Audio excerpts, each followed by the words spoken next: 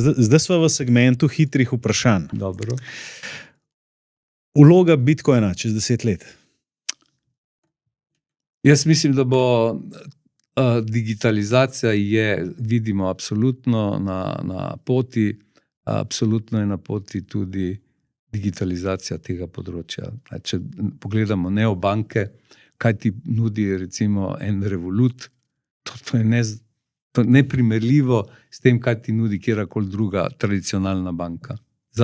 Pa za kakšen strošek. Okay. Kaj pa zlato? Kakšno vlogo bo imel zlato? Zlato je zatočišče v krizi. Ali nekateri razmišljajo o tem, da bi, ampak ga je premalo, da bi vezali svoje valute ponovno na nek način na zlato. Centralne banke BRICS držav ga pridno akumulirajo, zato tudi cena raste.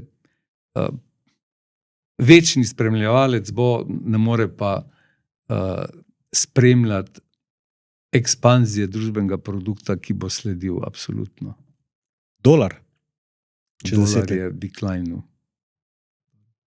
Dolar je valuta, ki bo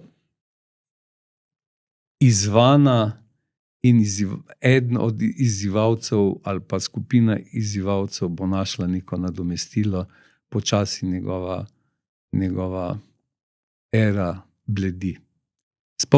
Samo paralelo potegnimo s funtom. Elon Musk. Fenomen. Neverjeten. Kaj bo v naslednjih 10 letih? Kakšna bo njegova vloga za... Ali se bo skregal, pa ga bojo izgnali iz raja, ali pa bo novi Kristus. Kakšna je verjetnost, da gre AI v napačno smer v naslednjih 10 letih? To smo se spraševali pri vsaki tehnologiji, od atomske naprej, od posebej, ko smo penicilin izumili, ko smo druge kemikalije, ampak mislim, da bo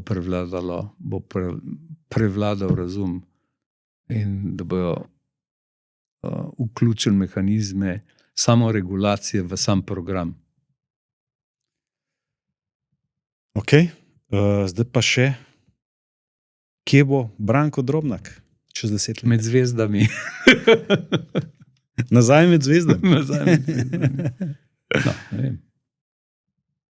Nekaj časa bomo še migali, pol se bomo pa podali bolj v filozofske vode. No, recimo, ta tvoja karijera poslovna, to vse, kar si dal čez, je res nekaj posebenega, se pravi, visoko spon, potem padec in ponovno vstajanje iz pepela.